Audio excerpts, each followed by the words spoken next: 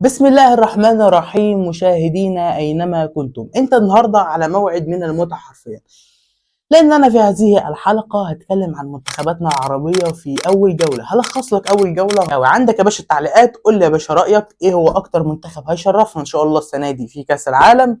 ويلا بينا. اولا بعد اذنك اعمل لايك وفولو، بعد اذنك قدر المجهود، ولايك واشتراك. بسم الله الرحمن الرحيم. نبدا بالترتيب. اول مباراه عزيزي المشاهد للمنتخبات العربيه منتخب قطر امام منتخب سويسرا. طبعا انا عارف ان انت دلوقتي شايف ان انا ببالغ بقول سويسرا عزيزي المشاهد هي اقوى منتخب على الورق في مجموعه قطر من وجهه نظري.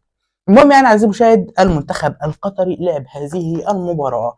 منتخب قطر استقبل هدف عن طريق ركله جزاء في الدقيقه ال 52 تقريبا، مش فاكر بالظبط، وسجل هدفا في اخر الدقائق براسيه. عزيزي المشاهد بس واحد يجي يقول لي يا عم احنا عارفين ايه الجديد جيت عزيزي المشاهد ان انا اقول لك بجد ان ده انجاز. قطر تعادلت مع سويسرا لكن ما حدش كان يتوقع ان قطر ممكن تعمل حاجه كويسه في كاس العالم. من وجهه نظري انا ما كنتش مقتنع بصراحه. ليه؟ لان قطر عزيزي المشاهد في اخر المباريات ما كسبتش. اخر 6 7 ماتشات قطر لم تنتصر. نعم والله العظيم لم تنتصر اخر 6 7 ماتشات للاسف الشديد. نيجي لتاني مباراة في المونديال بالنسبة لمنتخباتنا العربية. نيجي لمنتخب اسود الاطلس، المنتخب المغربي. منتخب المغرب عزيزي المشاهد لاعب ايه بقى؟ لاعب البرازيل، اقوى منتخب في مجموعته، لا نقاش ولا جدال. ما تقوليش لا هو مفيش حد في مجموعته الا البرازيل من وجهة نظري. المهم عزيزي المشاهد، المنتخب الاسود الاطلس المنتخب المغربي سجل المنتخب المغربي اولا في هذه المباراه في الدقيقه 23، والبرازيل للاسف يعادل النتيجه في الدقيقه 26 بعدها ب3 دقائق. طبعا عزيزي المشاهد انا عارف مقدر جدا انه المغاربه زعلانين، انا عارف والله العظيم هم كانوا يستحقوا يفوزوا في هذه المباراه، لكن ان انت تتعادل مع البرازيل دي حاجه كبيره قوي يا جماعه، بجد والله العظيم ما بهزر. منتخب البرازيل على فكره هو عنده مشاكل كبيره جدا، والمغرب كانت تقدر تسحق البرازيل في هذه المباراه، واحنا كمصر كنا نقدر في الماتش الودي نقدر نكسب البرازيل. منتخب البرازيل عنده مشاكل كتيره، ولكن فكره برضه زي ما قلت لك كده ان انت تتعادل مع البرازيل دي فكره كبيره جدا، وحاجه بجد يتسقف عليها لمنتخبنا المغربي. نيجي لثالث مباراه لمنتخباتنا العربيه في كاس العالم. اقسم بالله يا اخي ما عايز اتكلم على الماتش ده. هذه المباراه للنسيان من وجهه نظري، وللنسيان بالنسبه للمشجعين التوانسه. تونس عزيزي المشاهد في مواجهه السويد. ما مش عارف مش هقول ايه. طيب يا جماعه منتخب تونس معرفش ايه اللي جراله فجاه، ايه اللي حصل؟ منتخب تونس بيخسر 5-1 في اول مباراه في المونديال للاسف عزيزي المشاهد. واقسم بالله اخر واحد حزين جدا، كانه منتخب مصر عادي، كلنا واحد يا جماعه، كلنا عرب. المهم عزيزي المشاهد هذه المباراه انا مش عارف اقول لك ايه. 5-1 يا جماعه، فضيحه وكارثه. انت بتلعب قدام اضعف منتخب في مجموعتك، انت بتلعب قدام منتخب صعد من غير ولا نقطة يا جماعة. منتخب السويد صعد من غير ما يكسب ولا يتعادل ولا ماتش يا جماعة. دي مصيبة حد ذاتها. هتعمل ايه قدام اليابان؟ بجد هتعمل ايه؟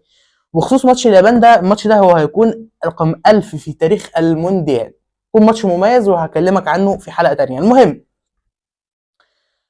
فالواحد زعلان على منتخبنا التونسي. ثم ننتقل للمباراة التاريخية الرابعة لمنتخباتنا العربية في المونديال.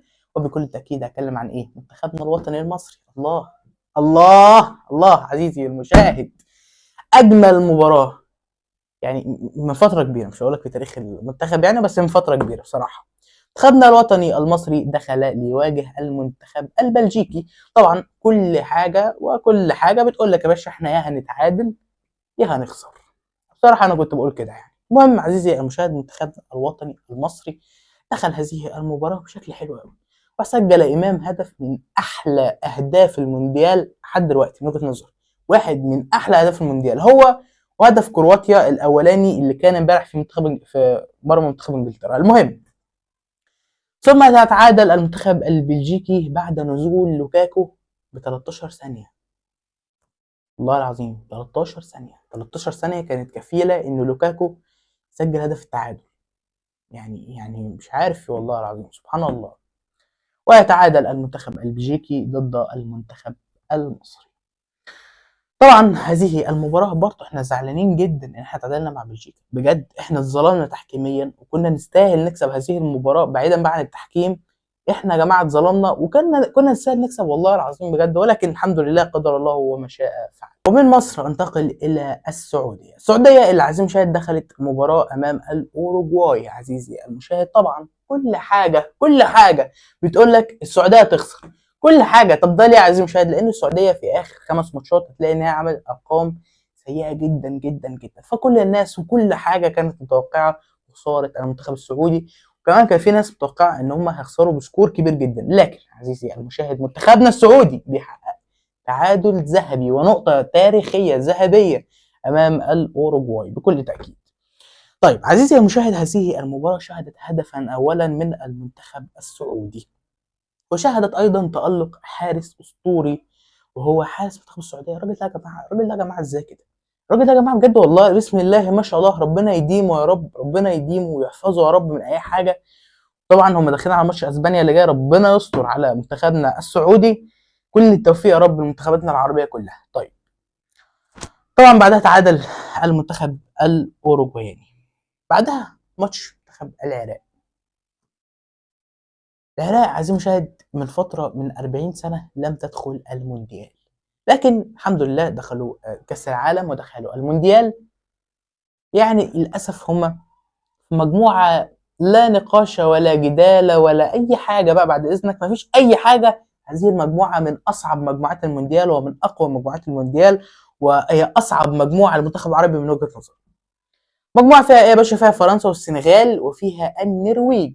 طبعا لعبوا مع النرويج. النرويج من وجهة نظري تعتبر هي أضعف منتخب في المنتخبات اللي لسه ذاكرها لك دي. طيب عمل إيه يا باشا؟ خسر 4-1 أمام النرويج. خسر 4-1 أمام النرويج. منتخبنا العراقي بجد، أنا قلت لك كده في التوقعات، قلت لك المنتخب العراقي مش هيصعد من المجموعة وهيبقى رابع وحصالة المجموعة للأسف. لا أتمنى ذلك طبعا، لا أتمنى ذلك يا جماعة، أنا لو عليا والله العظيم أروح أكسبه عادي يعني. لكن للأسف منتخبنا العراقي ما عداش من النرويج. ثم ننتقل من منتخبنا العراقي إلى منتخب الجزائر. منتخبنا الجزائري لعب أمام الأرجنتين، يعني مش عارف إيه، بقيادة ليونيل ميسي. ميسي 40 سنة يا جماعة، أو 38 سنة بالتحديد، 38 سنة وشوية. الراجل بسم الله ما شاء الله، بسم الله ما شاء الله، بسم الله ما شاء الله، جاب هاتريك. يعني ما شاء الله يعني، بسم الله ما شاء الله، ربنا يحفظه يا عم، ما بحسدوش، بس بسم الله ما شاء الله. يعني في ايه؟ في ايه؟ اشمعنى الجزائر يا عم؟ عندك النمسا. طب الجزائري يعني كنت متوقع بصراحة يعملوا حاجة كبيرة قوي قدام الأرجنتين، لكن لو هنتكلم بقى صدق ونتكلم كورة، معظم الأهداف أخطاء دفاعية كارثية. معظم الأهداف أخطاء دفاعية كارثية للأسف. ونيجي لآخر مباراة لمنتخباتنا العربية، المنتخب الأردني. منتخب الأردن كان بيلعب قدام منتخب النمسا. منتخب الأردن عمل ماتش حلو، كان ممكن يتعادل، لكن للأسف. عارف المشكلة في الموضوع ده كله إيه؟ بجد والله العظيم بكلمك جد. المشكلة إنه يعني منتخبنا الأردني بيلعب أضعف منتخب برضه في المجموعة. يا جماعة مش كده. يعني إن هتعمل قدام الجزائر بجد، هتعمل بجد بقى، تعمل قدام الجزائر هتعمل إيه؟ هتعمل إيه؟ لكنه تلقى هزيمة بثلاثية مقابل هدفا وحيدا أمام المنتخب النمساوي. ده كده يكون مجموع ماتشات منتخباتنا العربية ال8. بتمنى لهم تاني كل التوفيق. طبعا احنا سجلنا 7 أهداف حتى الآن في المونديال. طبعا ده رقم وحش جدا جدا. 4 هزائم وللأسف 4 تعادلات. لا يوجد أي انتصار عربي في افتتاحية وبداية كأس العالم. والله أشكرك جدا لو أنت وصلت لهذا المكان، أشكرك جدا. ولو أنت وصلت هنا هتمنى أنت تعمل أي ايموجي في الكومنتات عشان أعرف أنت راجل رجولة ومحترم. أشكركم وأتمنى تكونوا عملتوا لايك واشتراك، وبس كده، سلام.